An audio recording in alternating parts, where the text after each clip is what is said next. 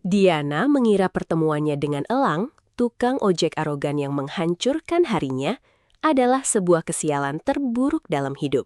Namun, bagaimana jika setiap langkahnya, mulai dari kopi yang tumpah, akuisisi perusahaan yang brutal, hingga ancaman lintah darat, ternyata adalah sebuah bidak catur yang digerakkan dari bayang-bayang ketika rahasia kelam mentor tersayangnya terbongkar. Diana harus memilih antara logika yang menyelamatkan karirnya atau mempercayai pria menyebalkan yang diam-diam menjadikannya ratu di atas kerajaannya. Apakah sebuah kebohongan yang dirancang untuk menyelamatkan nyawa bisa dimaafkan? Tonton sampai habis, karena plot twist di menit terakhir akan membuatmu merinding. Berasal dari kota mana kalian? Silahkan tulis nama kota di komentar agar kita bisa saling kenal dengan dekat. Matahari Jakarta memanggang aspal Sudirman tanpa ampun. Uap panas bergelombang di atas trotoar, membawa aroma knalpot dan debu kering yang menyesakan. Diana mengetuk ujung pantofel hitamnya dengan ritme cepat. Jarum jam di pergelangan tangan kirinya seolah berdetak lebih keras dari bising lalu lintas. Pukul 1 kurang 15 menit. 13 menit sebelum presentasi penentuan nasib divisinya dimulai dan dokumen fisiknya masih berada di suatu tempat bersama secangkir kopi pesanannya. Sebuah motor metik hijau kusam menepi, ban depannya nyaris menggesek trotoar. Pengendaranya turun perlahan, melepaskan helm dengan gerakan santai yang membuat darah Diana mendidih. Pria itu menatap lurus ke arahnya. Rahangnya tegas, kulitnya kecoklatan terpanggang matahari, dan ada bekas luka tipis di alis kirinya yang memberinya kesan liar. Tidak ada raut bersalah, tidak ada ketergesaan. Atas nama Diana, suaranya berat, tenang, kontras dengan klakson mobil yang bersahutan di belakang mereka. Diana merampas kantong kertas coklat dari tangan pria itu. Ujung kantongnya basah, kopi di dalamnya tumpah, merembes dan menodai map berisi dokumen presentasinya. Urat di leher Diana menegang. Mata gelapnya menatap pria berjaket hijau itu dengan amarah yang tertahan. 20 menit terlambat. Kamu tahu seberapa mahal waktu saya yang terbuang karena kelambananmu. Suara Diana tidak meninggi, tapi tajam, dingin, memotong udara panas. Pria itu melirik noda kopi di kantong kertas, lalu kembali menatap mata Diana. Ekspresinya datar. Jalanan dialihkan. Ada kecelakaan di Simpang 4. Alasan murahan. Kalau tidak bisa profesional, jangan ambil orderan orang. Diana berbalik tajam, tumit sepatunya berderap keras memasuki lobi kaca yang mewah. Selamat menikmati rating bintang 1. Pria itu, Elang, tetap berdiri di trotoar. Ia tidak marah. Ujung bibirnya justru tertarik membentuk senyum miring yang ganjil. Tatapannya mengikuti punggung tegap Diana yang menghilang di balik pintu putar. Angin panas membawa debu menerpa wajahnya. Namun matanya memancarkan ketertarikan yang dingin. Tantangan telah dilemparkan. Udara di lantai 28 terasa membekukan tulang. Bukan karena suhu pendingin ruangan, tapi atmosfer kepanikan yang merayap dari bilik ke bilik. Suara ketukan keyboard yang biasanya berirama, kini digantikan oleh bisik-bisik tegang. Diana menatap layar monitornya dengan rahang terkatup rapat. Berita itu pecah sepagi ini, menyebar bagai virus mematikan di jaringan intranet perusahaan. Manajemen lama tumbang, sebuah perusahaan cangkang dari grup properti raksasa, tanpa peringatan, telah menyapu bersih mayoritas saham dalam sebuah manuver akuisisi kilat semalam suntuk. Tidak ada yang tahu siapa di balik entitas tersebut. Rumor pemutusan hubungan kerja massal mengudara tebal, mencekik harapan setiap karyawan kontrak. Pak Dharma, petinggi divisi yang selalu berwajah ramah dengan kacamata berbingkai tebalnya, keluar dari ruang kaca. Kemeja batiknya tampak kusut, senyum hangatnya memudar. Siapkan seluruh laporan kuartal terakhir, Diana. Tim transisi mereka sudah di lobi. Mereka tidak main-main. Jari-jari Diana bergerak cepat mengamankan file krusial ke dalam flash disk. Detak jantungnya berpacu. Ia tidak boleh kehilangan pekerjaan ini. Ia butuh asuransi kesehatan, butuh setiap lembar rupiah untuk menjaga adiknya, Rara, tetap di sekolah. Layar berkedip saat ia menarik paksa flash disknya. Kepanikan adalah kemewahan yang tidak bisa ia beli saat ini. Ia meraih blazer abu-abu gelapnya, memastikan penampilannya sempurna. Garis stres di bawah matanya ia samarkan dengan lapisan tipis concealer. Pintu lift di ujung koridor berdenting keras. 3 pria bersetelan jas gelap melangkah keluar, diikuti staf HRD yang wajahnya pucat pasi. Langkah sepatu pantofel mahal mereka bergema di lantai granit. Era lama telah berakhir. Penghakiman baru saja dimulai. Dan Diana tahu, di dunia korporat yang kejam ini, yang lemah akan dilahap habis tanpa sisa. Karpet tebal meredam suara langkah, tapi ketegangan di ruang rapat utama memekakkan telinga. Jajaran direksi lama tertunduk lesu di kursi kulit mereka. Diana berdiri kaku di sudut ruangan, memegang tablet berisi notulensi. Tangannya sedingin es. Pintu kayu mahoni ganda terbuka perlahan, menarik semua oksigen dari ruangan. Seorang pria melangkah masuk. Setelan jas tripis biru dongker yang membalut tubuhnya berteriak pesanan khusus. Potongannya sempurna, menonjolkan postur tegap yang mengintimidasi. Tidak ada dasi, hanya kerah kemeja putih yang sedikit terbuka, memberinya aura kekuasaan yang liar dan tidak tunduk pada aturan. Pria itu berhenti di ujung meja oval. Ia meletakkan kedua tangannya di atas meja, mencondongkan tubuh ke depan. Cahaya lampu gantung menyorot wajahnya. Rahang kotak yang tegas, kulit olive yang tidak seperti eksekutif kantoran biasa. Dan napas Diana tercekat di tenggorokan. Bekas luka tipis di alis kiri itu. Mata pria itu menyapu seluruh ruangan, sebelum akhirnya berhenti tajam tepat di sudut tempat Diana berdiri. Sorot mata yang sama persis dengan yang ia lihat di aspal panas trotoar Sudirman 3 hari lalu. Tukang ojek itu. Saya elang. Dan mulai detik ini, perusahaan ini beroperasi di bawah aturan saya. Suaranya berat, tenang, namun menggetarkan dinding kaca ruangan. Ia tidak melepaskan tatapannya dari Diana. Senyum miring yang sama kembali terbentuk. Perombakan pertama, eksekutif muda di sudut itu.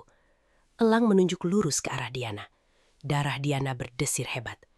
Mulai hari ini, mejanya pindah ke depan ruangan saya. Dia sekretaris pribadi saya. Gumam terkejut merayap di antara para direksi. Pak Dharma menatap bingung.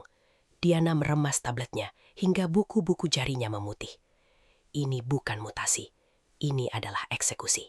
Tatapan tajam elang mengunci matanya. Sebuah deklarasi perang terbuka yang dikirimkan tanpa kata. Tumpukan map merah menutupi separuh meja kaca. Kontrak kerja baru itu setebal buku telepon tua, dicetak dengan huruf kecil yang menyakitkan mata. Diana duduk tegak, blus sutra putihnya terasa mencekik leher. Di seberang meja, elang memutar pena perak di sela-sela jarinya. Menatap Diana layaknya predator yang mengawasi mangsa di sudut sempit. Pasal 4 ayat 2, kesiapan mendadak dalam 24 jam, termasuk akhir pekan. Ucap elang pelan, tanpa membaca dokumen. Ia menghafalnya. Tahu harus bisa menyajikan analisis pasar real estate sebelum kopi saya dingin. Ini adalah neraka birokrasi. Elang secara sistematis merancang setiap klausul untuk mematahkannya.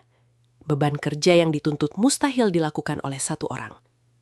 Dengan kompensasi lembur yang sesuai dengan standar holding group Anda, Bapak Elang? Diana membalas. Suaranya datar, efisien, tanpa emosi. Ia menarik dokumen itu, menandatangani halaman terakhir dengan gerakan cepat dan tegas. Pena elang berhenti berputar. Ia sedikit mencondongkan tubuhnya. Kau tidak membaca penalti pemutusan kontrak sepihak? Saya tidak berencana mundur. Sebesar apapun Anda berusaha membuat saya muak. Diana menatap lurus, mata tajamnya tidak berkedip. Saya bekerja untuk angka, bukan ego. Elang terdiam. Atmosfer di ruangan itu berubah tegang. Udara seolah bergesekan. Untuk pertama kalinya, elang melihat ketahanan yang bukan sekedar arogansi. Ada keputusasaan yang disembunyikan rapat-rapat di balik rahang Diana yang mengeras. Diana merapikan tumpukan map itu dengan presisi mematikan, bangkit berdiri, lalu melangkah ke arah pintu tanpa meminta izin. Saat tangan Diana menyentuh gagang pintu, suara elang menghentikannya. Kopi saya, gulanya berlebih. Buat yang baru. Diana memejamkan mata sesaat, menghela napas panjang. Ia membuka pintu dan keluar menuju pantry, menyembunyikan getaran tangannya yang nyaris mencapai batas kewarasan. Lampu neon di atas meja kubikel berkedip pelan, memecah kesunyian lantai 28. Jarum jam menunjuk angka 2 dini hari. Mata Diana terasa pendih, Layarnya menampilkan deretan angka dalam spreadsheet audit forensik yang dipaksakan Elang padanya. Secangkir kopi hitam yang sudah dingin menemaninya di sudut meja. Diana memijat pelipisnya. Ada yang salah. Sangat salah. Ia membandingkan laporan kas manajemen lama dengan faktur vendor dari kuartal ketiga. Jari-jarinya mengetik cepat, membuka subdirektori yang disembunyikan dengan enkripsi ringan. Ribuan data mengalir di layar. Aliran dana untuk perizinan proyek fiktif dialihkan ke rekening perusahaan pihak ketiga yang namanya sama sekali tidak tercatat di buku besar. Napasnya tertahan. Ini bukan sekadar inefisiensi. Ini adalah pendarahan uang secara sistematis. Penggelapan skala besar yang melibatkan petinggi divisi lama. Dari balik bayang-bayang pilar di luar ruang kerjanya, berdiri sesosok tubuh tegap dalam balutan jas biru dongker yang temaram. Elang bersedekap, menatap dari kejauhan punggung kecil yang teguh menunduk di depan layar itu. Ia melihat bagaimana bahu Diana menegang. Ia sengaja memberikan akses mentah itu tanpa petunjuk apapun, menguji insting analitis perempuan yang dulu menghinanya. Diana meraih ponselnya, berniat memotret layar untuk dokumentasi pribadi. Namun sebelum kamera sempat fokus, aliran listrik di lantai itu mendadak mati. Kegelapan total menyergap. Layar monitor mati, menyisakan kegelapan pekat. Suara langkah kaki yang berat dan tergesa terdengar menggema dari ujung koridor yang gelap, bergerak cepat mendekati bilik tempatnya berada. Dentang pelan gelas kristal beradu, memecah kecanggungan di VIP lounge restoran bintang 5 itu. Asap cerutu mengambang tebal, menyisakan bau tembakau yang mencekik. Diana duduk tegak, menjaga jarak aman dari Haryo, klien potensial yang sedari tadi menatapnya dengan sorot mata lapar. Jemari Diana mencengkram arak map berisi kontrak triliunan rupiah. Ini adalah proyek vital untuk stabilitas perusahaan setelah akuisisi, dan Elang secara spesifik memerintahkannya untuk menutup kesepakatan malam ini. Haryo menuangkan anggur merah ke gelas Diana hingga nyaris tumpah. Cairan pekat itu memantulkan cahaya temaram lampu gantung. Pria paruh baya itu tertawa pelan. Tawanya basah dan mengganggu. Tanpa peringatan, tangan Haryo yang tebal dan berhias cincin emas merayap turun, menyentuh lutut Diana yang tertutup rok kerjanya. Darah Diana berdesir dingin. Instingnya menjerit untuk menampar wajah pria itu. Namun otaknya menghitung kalkulasi kerugian perusahaan. Ia menahan napas, mencoba menggeser kakinya dengan sopan. Tiba-tiba, pintu oak ganda ruangan itu ditendang terbuka hingga menabrak dinding dengan suara memekakkan telinga. Elang berdiri di ambang pintu. Setelan jas navy-nya berantakan, napasnya memburu. Namun matanya setajam belati yang siap menghunus. Udara di dalam ruangan mendadak terasa turun 10 derajat. Tanpa mengucapkan sepatah kata pun, Elang melangkah lebar mendekati meja. Ia merampas map kontrak dari tangan Diana, merobek dokumen bernilai triliunan itu menjadi 2, lalu melempar serpihannya tepat ke wajah Haryo. Haryo tersentak, wajahnya memerah padam. Sebelum pria itu sempat memaki, Elang mencengkram pergelangan tangan Diana. Cengkramannya kuat, hangat, dan protektif. Ia menarik Diana berdiri, menyembunyikan tubuh mungil perempuan itu di balik punggung lebarnya. Elang menunduk, menatap Haryo dengan tatapan predator yang menemukan mangsanya melewati batas teritori. Sebuah ancaman sunyi yang tidak membutuhkan kata-kata, menyisakan ketegangan yang mengudara saat ia menyeret Diana keluar menuju kegelapan malam. Udara basah lantai parkir basement terasa sedingin es. Gema langkah sepatu mereka bersahutan cepat. Begitu tiba di samping pilar beton, Diana menghentakkan tangannya dengan keras, melepaskan cengkeraman Elang. Napas perempuan itu memburu, matanya berkilat marah di bawah pendar lampu neon yang berkedip. Bekas merah tercetak jelas di pergelangan tangannya, kontras dengan kulit sawo matangnya. Anda baru saja membakar kontrak 1,5 triliun.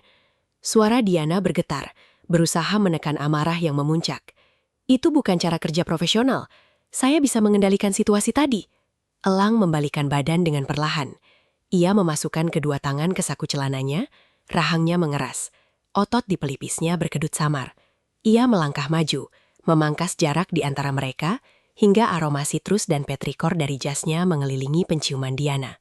Diana refleks mundur satu langkah, punggungnya menabrak pilar beton. Profesionalisme tidak berarti menjual harga diri karyawan saya di hadapan lintah darat. Suara Elang rendah, serak, bergetar oleh emosi yang ditahan. Matanya menatap lurus ke dalam iris gelap Diana, mencari sesuatu di sana. Perusahaan saya tidak memakan uang kotor semacam itu. Diana membuang muka, menelan ludah. Ia berniat meneriakkan kata pengunduran diri detik itu juga. Kata-kata itu sudah berada di ujung lidahnya ketika ponsel di dalam tasnya bergetar hebat. Sebuah pesan singkat masuk dari Rara, adiknya. Diana melirik layar yang retak itu. Yayasan sekolah tempat adiknya bernaung baru saja mendapat surat peringatan ketiga. Tanah sekolah akan disita lusa jika tunggakan miliaran rupiah tidak dilunasi. Layar ponsel meredup, seiring dengan padamnya api perlawanan di mata Diana. Ia kembali menatap Elang, menelan kembali harga dirinya bulat-bulat. Ia membutuhkan gaji ini. Ia membutuhkan bonus akhir bulan. Elang menatap perubahan ekspresi perempuan di hadapannya. Melihat bagaimana bahu tegak itu sedikit merosot oleh beban yang tak terlihat. Menyisakan keheningan yang menyesakan di antara deru mesin pendingin ruangan. Hujan turun bagai tirai tebal yang membungus Jakarta. Jarum jam di lobi gedung menunjuk angka 11:30 malam. Diana berdiri sendirian di bawah kanopi halte bus yang bocor, merapatkan blazer abu-abunya untuk menghalau angin malam yang menusuk tulang. Jalanan sepi, hanya pantulan cahaya lampu jalan yang berpendar di aspal basah. Seorang pria berjaket kulit lusuh dengan topi ditarik rendah tiba-tiba muncul dari arah gang gelap. Pria itu berjalan gontai mendekati halte, matanya tak lepas dari tas lempang yang didekap erat oleh Diana. Jantung Diana memompa darah lebih cepat. Ia menoleh ke kanan dan ke kiri, mencari taksi, namun jalanan kosong melompong. Jarak pria itu kini hanya tersisa 3 meter. Tangan pria itu merogoh sesuatu di balik saku jaketnya. Tiba-tiba, deru mesin yang dalam dan berat membelah derai hujan. Sebuah SUV hitam pekat melaju kencang dan mengerem mendadak tepat di depan halte, menyipratkan genangan air ke trotoar. Lampu sorot tinggi mobil itu menyala menyilaukan, menembak lurus ke arah pria mencurigakan tersebut. Pria itu mengumpat keras, menutupi wajahnya yang silau, lalu berbalik dan berlari kencang kembali ke dalam gang gelap. Diana mematung, dadanya naik turun dengan cepat. SUV hitam itu tidak bergerak. Kaca jendelanya yang gelap gulita tidak menunjukkan siapapun di dalam sana. Saat sebuah taksi akhirnya menepi di belakang SUV tersebut, Diana bergegas masuk. Sepanjang perjalanan membelah Jakarta yang basah, mata Diana terus menatap kaca spion taksi. SUV hitam itu terus mengikutinya dalam jarak yang konsisten, menjaga, mengawasi, hingga taksi berhenti di depan pagar kosnya. Kaca kemudi SUV itu turun sedikit, menampilkan siluet rahang yang tegas dan sekelebat bekas luka di alis, sebelum mobil itu melesat hilang ke dalam pekatnya malam. Cahaya pagi yang menembus tirai tipis kamarnya tidak mampu mengusir kelelahan di wajah Diana. Ia sedang mengoleskan konsiler tebal di bawah matanya ketika ponselnya berdering nyaring. Nama Rara berkedip di layar. Belum sempat Diana menempelkan ponsel ke telinga, suara isak tangis adiknya pecah di seberang sana. "Kak, sekolah nggak jadi disita, Kak." Rara terisak hebat. Suaranya campur aduk antara kelegaan dan ketidakpercayaan. "Ada donatur masuk ke rekening yayasan. 2,5 miliar, Kak. Lunas semua tunggakannya pagi ini juga." Tangan Diana berhenti di udara. Tabung konsiler kecil itu nyaris terlepas dari genggamannya. Ia memaksa Rara mengirimkan bukti mutasi rekening yayasan saat itu juga. Layar ponselnya menampilkan tangkapan layar dengan deretan angka 0 yang membuat matanya berkunang-kunang. Pengirimnya hanya tertulis, "Hamba Allah." Otak analitis Diana otomatis bekerja. Ia tidak percaya pada keajaiban. Ia percaya pada data. Ia memperbesar gambar tersebut, menatap kode referensi bank yang tertera di sudut kiri struk digital. Itu bukan kode transfer bank umum. Itu adalah kode routing dari akun Private Wealth Management, fasilitas perbankan eksklusif yang hanya dimiliki oleh segelintir nasabah superkaya di negeri ini. Siang harinya di kantor, Diana meletakkan setumpuk dokumen di atas meja kerja Elang. Pria itu sedang menyesap kopi hitam yang gulanya terlalu banyak. menatap grafik saham dengan ekspresi bosan. Diana melirik sekilas ke arah layar tablet Elang yang terbuka di sudut meja. Di sana, sebuah aplikasi private banking dengan logo bank yang sama persis dengan bukti transfer Rara masih menyala, menampilkan riwayat transaksi terakhir yang nominalnya disamarkan oleh tanda bintang, menunggu konfirmasi biometrik untuk tertutup seutuhnya. Ruang arsip di basement gedung adalah tempat yang dilupakan waktu. Debu menari di bawah pendar lampu neon yang redup, diiringi bau apak kertas tua yang menguning. Diana menyelinap masuk setelah jam operasional berakhir, berbekal kunci akses tingkat rendah yang sengaja tak ia kembalikan. Otaknya terus mengunyah kejanggalan transfer miliaran rupiah itu. Jika Elang memang pelakunya, ia harus tahu apa motif pria arogan itu menyelamatkan yayasan adiknya. Ia menarik laci kabinet berlabel tahun lalu. Jari-jarinya dengan lincah menyortir tumpukan dokumen audit internal. Ia mencari nama PT Andalan Persada, kreditur lintah darat yang selama 2 tahun terakhir mencekik yayasan sekolah Rara dengan bunga majemuk yang tidak masuk akal. Laporan keuangan digital di lantai atas sudah dibersihkan, tapi Diana tahu, dokumen fisik pendaftaran vendor selalu meninggalkan jejak akta notaris. Di laci paling bawah, ia menemukannya. Sebuah map coklat tebal yang tersegel rapi. Diana merobek segelnya, menarik keluar lembaran akta pendirian perusahaan. Matanya menelusuri deretan kalimat legal yang memusingkan, hingga jarinya berhenti pada susunan Dewan Direksi PT Andalan Persada. Nafas Diana seakan dikarik paksa dari paru-parunya. Tulang sendinya mendadak terasa lemas. Nama direktur utama perusahaan lintah darat itu tercetak tebal dan jelas. Bukan nama orang asing, bukan mafia properti biasa. Nama itu adalah Dharma Wangsa. Pat Dharma, mentornya sendiri. Sosok kebapakan yang selama 5 tahun ini selalu memberinya petuah bijak dan melindunginya di kantor, ternyata adalah arsitek utama di balik skema keji untuk membangkrutkan sekolah adiknya demi menguasai lahan tersebut. Sebuah suara gesekan sepatu di ambang pintu ruang arsip membuat Diana membeku. Suara gesekan sepatu pantofel di lantai beton ruang arsip itu menghentikan detak jantung Diana. Ia menoleh perlahan, masih mencengkram map coklat berisi akta pendirian PT Andalan Persada. Di ambang pintu, bersandar pada kusen baja yang berkarat, berdiri Elang. Setelan jas mahalnya tampak tidak pada tempatnya di ruangan yang berbau debu dan kertas lapuk ini. Pria itu memasukkan sebelah tangan ke saku celana, wajahnya sedatar papan. Menemukan apa yang kau cari? Suara Elang memecah keheningan yang menyesakan, berat dan menggema. Diana mengangkat lembaran akta itu. Tangannya bergetar hebat, bukan karena takut, melainkan amarah yang mendidih hingga ke ubun-ubun. Anda sudah tahu. Anda tahu sejak awal bahwa Pak Dharma ada di balik semua ini. Anda menjadikan sekolah adik saya sebagai pion untuk menarik saya ke dalam permainan sakit jiwa Anda. Langkah Elang mantap membelah jarak di antara mereka. Ia tidak membela diri. Matanya yang tajam menatap lurus ke arah Diana, mengunci pergerakan perempuan itu. Jarak mereka kini hanya tersisa 1 jengkal. Hawa panas dari tubuh Elang terasa kontras dengan udara basement yang membekukan. Jika saya memberitahumu di hari pertama bahwa mentor kesayanganmu adalah lintah darat yang memiskinkan keluargamu, apa kau akan percaya? Nada suara Elang rendah, namun menekan dengan kekuatan yang tak bisa dibantah. Kau butuh bukti. Kau butuh melihatnya dengan matamu sendiri, Diana. Diana menggigit bibir bawahnya kuat-kuat hingga mengecap rasa amis darah. Logikanya membenarkan ucapan Elang, namun hatinya hancur berkeping-keping. 5 tahun ia mengabdi, mempercayai setiap petuah Dharma layaknya seorang ayah. Air mata pengkhianatan menggenang di pelupuk matanya, namun ia menolak membiarkannya jatuh di hadapan pria arogan ini. Elang mengangkat tangannya perlahan. Ibu jarinya yang kasar nyaris menyentuh pipi Diana. Sebelum akhirnya ia menariknya kembali dan hanya merampas perlahan dokumen itu dari genggaman Diana. Air mata tidak akan mengembalikan uang sekolah adikmu. Kita punya pekerjaan yang harus diselesaikan di atas. Layar monitor raksasa di ruang kerja rahasia Elang memancarkan cahaya biru pucat ke wajah mereka berdua.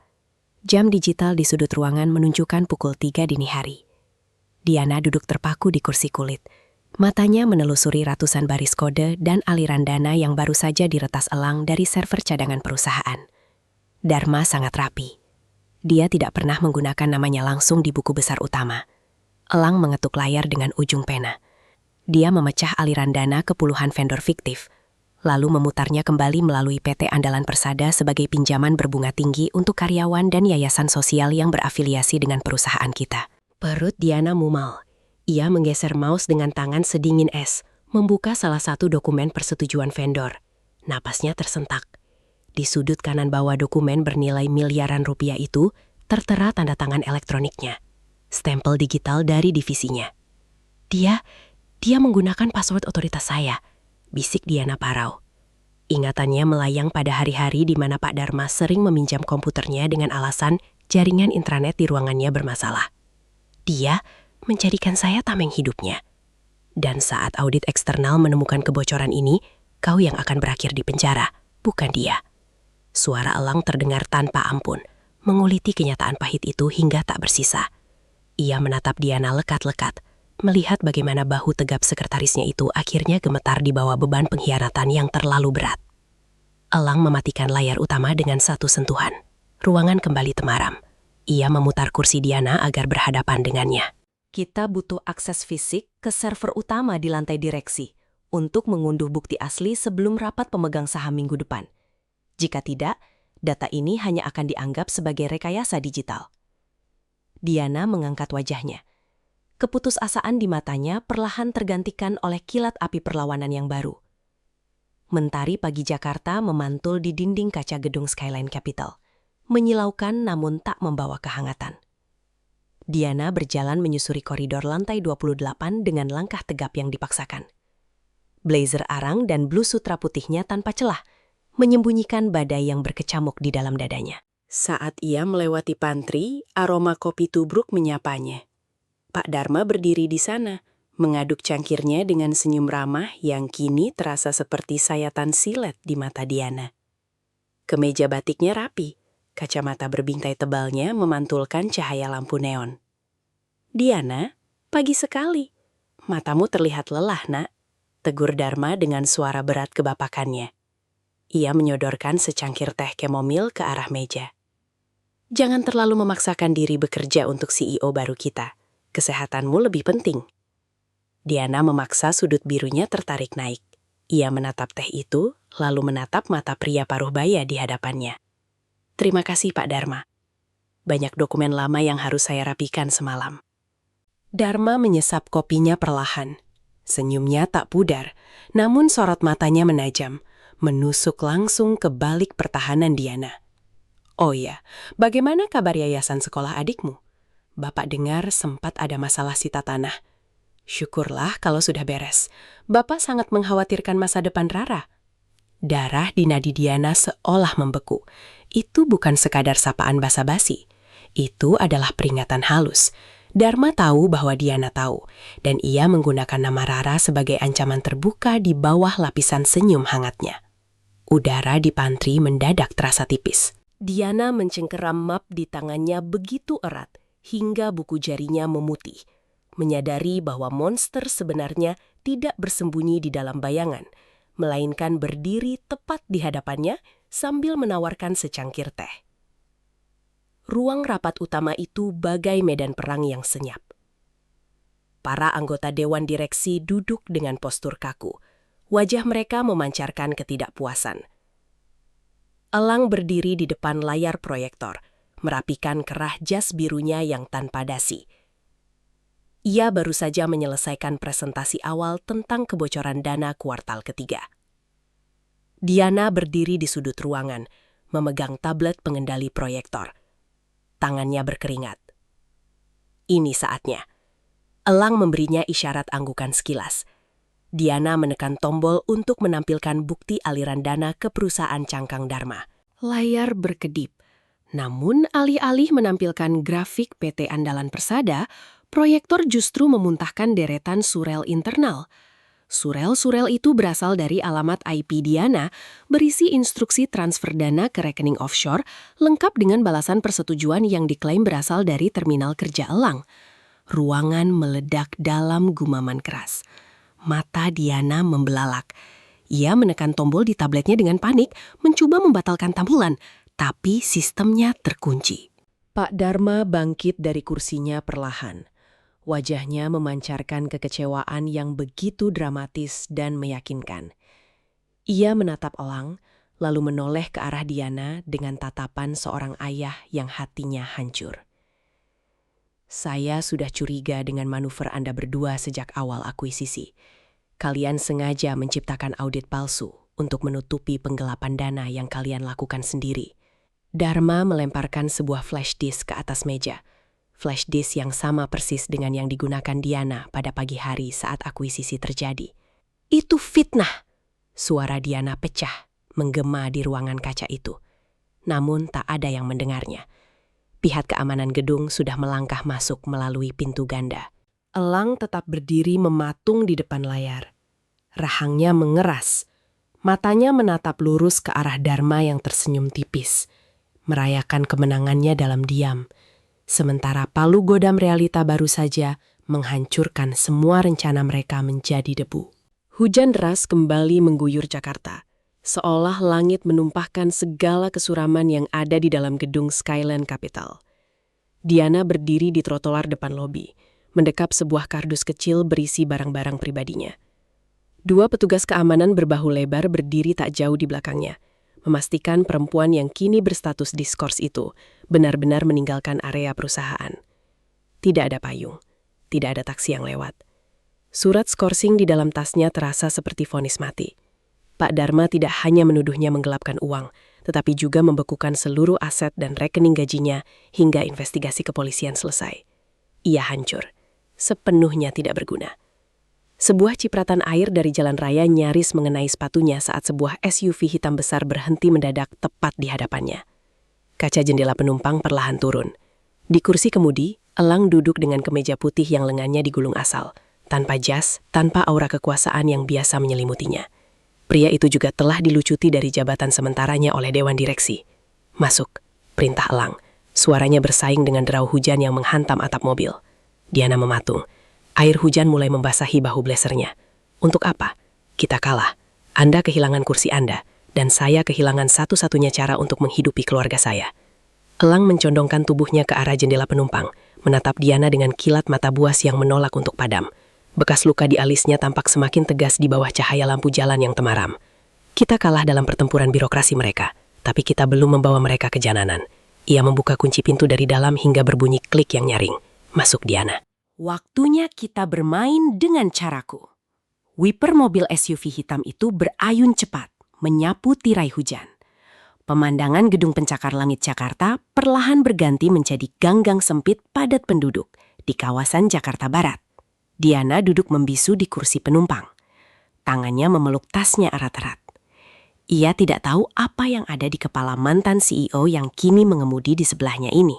Elang memutar kemudi dengan tajam, memasuki sebuah pelataran warkop yang dipenuhi puluhan motor berjaket hijau. Ini adalah base camp ojek online terbesar di distrik itu. Begitu ban mobil berhenti, Elang turun menembus hujan tanpa payung, meninggalkan Diana yang menatap dari balik kaca dengan kebingungan. Di dalam warkop, keheningan mendadak pecah. Para pengemudi ojol yang sedang berteduh serempak berdiri. Bukan dengan raut bermusuhan, melainkan rasa hormat yang kental. Seorang pria berambut gondrong menepuk bahu Elang dengan tawa keras. Dari dalam mobil, Diana melihat bagaimana Elang berbaur. Bukan sebagai miliarder pewaris tahta, melainkan sebagai saudara senasib. 10 menit kemudian, Elang kembali ke mobil. Pakaiannya basah kuyup. Ia melempar sebuah buku catatan kumal ke pangkuan Diana. Dharma terlalu pintar untuk meninggalkan jejak digital, tapi dia bodoh karena meremehkan mata jalanan. Napas Elang memburu, menyapu air dari wajahnya. Setiap kali dia menarik dana tunai dari bank untuk menyuap vendor fiktifnya, dia selalu menggunakan jasa kurir ojol untuk menghindari sistem pelacakan transfer korporat. Dan jalanan tidak pernah lupa. Diana membuka buku kumal itu. Di dalamnya terdapat deretan plat nomor, alamat gudang tersembunyi, dan jadwal pergerakan brankas uang tunai PT Andalan Persada. Jaringan jalanan Elang telah memetakan seluruh aktivitas fisik Dharma selama 2 tahun terakhir. Untuk pertama kalinya sejak pagi tadi, jantung Diana kembali berdetak dengan ritme harapan. Langit malam Jakarta memerah, bukan karena polusi, melainkan lidah api yang menjilat buas ke udara. Mobil SUV Elang mengerem mendadak dengan suara ban berdecit panjang. Dari balik kaca depan, Diana menatap horor ke arah sebuah kompleks pergudangan tua yang kini luluh lantak di lahap si jago merah. Itu adalah gudang arsip fisik PT Andalan Persada, satu-satunya tempat di mana bukti dokumen dan brankas tunai dharma disembunyikan menurut catatan para kurir jalanan. Sirine pemadam kebakaran meraung-raung memekakkan telinga. Hawa panas menerobos masuk menembus kaca mobil. Elang mencengkram setir hingga buku-buku jarinya memutih pasi. Rahangnya mengeras sedemikian rupa hingga otot pelipisnya berkedut. Dharma tidak hanya selangkah lebih maju. Pria tua itu telah membumi hanguskan seluruh arena permainan. Habis, bisik Diana. Suaranya parau tertelan raungan sirine. Air mata yang sejak pagi ditahannya akhirnya tumpah. Bahunya bergetar hebat. Selesai sudah, RUPS besok pagi, dan kita tidak punya apa-apa. Elang tidak menjawab. Matanya menatap nanar ke arah reruntuhan bangunan yang perlahan menghitam. Di tengah kekacauan itu, ponsel Elang berdering. Layar menampilkan nomor tak dikenal. Saat ia menangkapnya, suara kekahan berat khas Pak Dharma mengalun melalui speaker. Panas ya malam ini anak muda. Suara Dharma terdengar begitu tenang dan puas. Ini pelajaran terakhir dari orang tua. Jangan pernah menantang naga di sarangnya sendiri. Sampai jumpa di pengadilan besok. Sambungan terputus. Ponsel di tangan Elang retak akibat cengkramannya yang terlalu kuat. Asap hitam pekat membumbung tinggi, menelan bintang-bintang di langit Jakarta, membawa serta sisa-sisa harapan mereka menjadi abu yang berterbangan di udara malam. Pukul 4 dini hari. Hujan abu masih tersisa di kap mobil SUV yang kini terparkir sunyi di tepi pantai Ancol. Suara ombak memecah keheningan yang mencekik. Diana tertidur karena kelelahan. Kepalanya bersandar lemas di kaca jendela. Elang duduk tegak di balik kemudi. Matanya menatap gelapnya lautan dengan sorot setajam belati yang baru diasah. Gudang boleh hancur, kertas boleh terbakar, tapi keserakahan manusia tidak akan pernah bisa dihapus. Elang menyalakan tabletnya. Ia tidak lagi mencari bukti penggelapan Dharma. Ia mencari sumber pelindungnya. Jari Elang bergerak cepat, memasukkan kode otoritas Private Wealth Management level tertinggi. Membuka akses ke jaringan perbankan lepas pantai, offshore, yang tidak tersentuh hukum nasional. Ia mempertaruhkan seluruh kekayaan pribadinya, miliaran dolar warisan keluarganya, sebagai agunan untuk satu transaksi paling gila dalam hidupnya. Halo, Tuan Roth. Suara Elang sedingin es ketika panggilannya tersambung ke manajer bank di Swiss. Saya ingin membeli seluruh utang macet atas nama portofolio Dharma Wangsa. Tunai. Detik ini juga. Dan saya ingin akses log aktivitas rekeningnya sebagai bagian dari kesepakatan. Di kursi penumpang, Diana terbangun oleh suara Elang. Matanya mengerjap, menatap pria itu dengan takjub. Elang tidak sedang bermain hukum. Ia menggunakan kapitalisme murni untuk menghancurkan Dharma. Jika ia memiliki utang Dharma, ia memiliki Dharma. Dalam 15 menit, sebuah dokumen enkripsi tingkat militer mendarat di inbox Elang. Ia membalikan layar tablet ke arah Diana. Bukti transfer abadi yang tidak bisa dibakar oleh api apapun. Fajar mulai menyingsing di ufuk timur, memantulkan cahaya keemasan di mata Elang yang kini memancarkan aura seorang raja yang siap memenggal pengkhianatnya. Ruang ballroom Skyline Capital dipenuhi ketegangan. Pak Dharma berdiri di podium dengan senyum kemenangan yang tertahan. Para pemedang saham baru saja mengangkat tangan mereka untuk memveto pemecatan permanen Elang dan meresmikan Dharma sebagai CEO definitif. Palu pimpinan sidang sudah diangkat tinggi-tinggi. Saat sebelum palu itu diketuk, pintu ganda ballroom didobrak terbuka. Seluruh kepala menoleh. Elang melangkah masuk. Setelan jas navy-nya kembali melekat sempurna, memancarkan dominasi mutlak. Di sampingnya, Diana berjalan tegap. Dagunya terangkat tinggi, matanya berkilat sedingin es kering. Sidang ditangguhkan. Suara Elang menggema, berat dan tak terbantahkan. Dharma terkekeh pelan. Penjaga, tolong keluarkan 2 penyusup ini. Mereka sudah tidak punya otoritas di sini. Namun, sebelum pihak keamanan bergerak, Diana menekan satu tombol di ponselnya. Layar proyektor raksasa di belakang Dharma berkedip. menampilkan video call langsung dari Tuan Roth di Swiss, beserta proyeksi blockchain dari rekening offshore Dharma yang menunjukkan aliran dana perusahaan mengalir langsung ke rekening pribadinya, menit demi menit, tak terbantahkan. Wajah Dharma memucat seketika, senyum hangat palsunya runtuh, digantikan oleh kepanikan yang brutal. Ia menatap layar, lalu menatap Elang dengan rahang gemetar. Berdasarkan klausul perbankan internasional, Diana mengambil alih suara ruangan dengan artikulasi sempurna yang mematikan.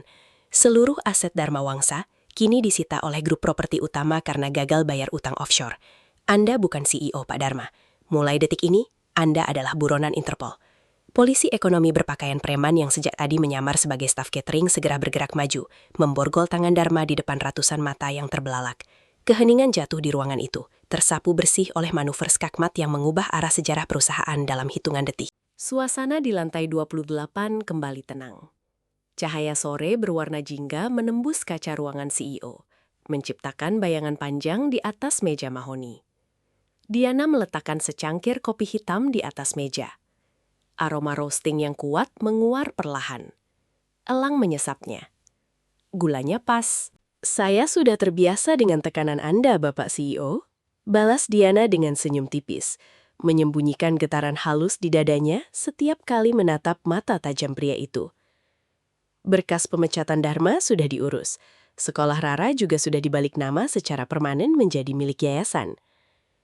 Elang mengetakkan cangkirnya, bangkit berdiri, dan berjalan memutari meja hingga berdiri tepat di hadapan Diana. Jarak mereka begitu dekat hingga Diana bisa mencium aroma sitrus dan teh hitam dari kemeja pria itu. Tangan Elang terangkat, menyentuh pelan puncak kepala Diana. Sebuah gestur lembut yang meluruhkan semua dinding pertahanan perempuan itu. Saat Elang dipanggil keluar sebentar oleh staf HRD, Diana memutuskan untuk merapikan laci meja pribadi CEO tersebut. Di sana, di bawah tumpukan map, ia menemukan sebuah dosier merah yang sudah usang. Tangannya tergerak membukanya. Napas Diana terhenti. Di dalam dosier itu, terdapat foto dirinya, laporan detail tentang dedikasinya di kantor, serta data lengkap mengenai utang sekolah Rara kepada Lintah Darat Dharma Wangsa. Di sudut kanan atas dokumen, tertera tanggal pencetakan, 1 tahun yang lalu, jauh sebelum hari di mana secangkir kopinya ditumpahkan oleh seorang tukang ojek arogan di lobi. Semuanya mendadak masuk akal. Insiden ojol, tumpahan kopi, akuisisi senyap keesokan harinya, hingga penunjukannya sebagai sekretaris. Tidak ada yang kebetulan. Pria yang selama ini ia kira secara acak masuk ke dalam hidupnya, ternyata telah merancang segalanya sejak awal. Ia sengaja menguji mentalnya, turun ke jalan untuk memastikan sendiri wanita seperti apa yang ada di laporan itu, sebelum akhirnya membakar kerajaannya sendiri, hanya untuk membebaskan Diana dari monster bernama Dharma. Sebuah pelukan hangat dari sepasang lengan kokoh menyelimuti bahu Diana dari belakang.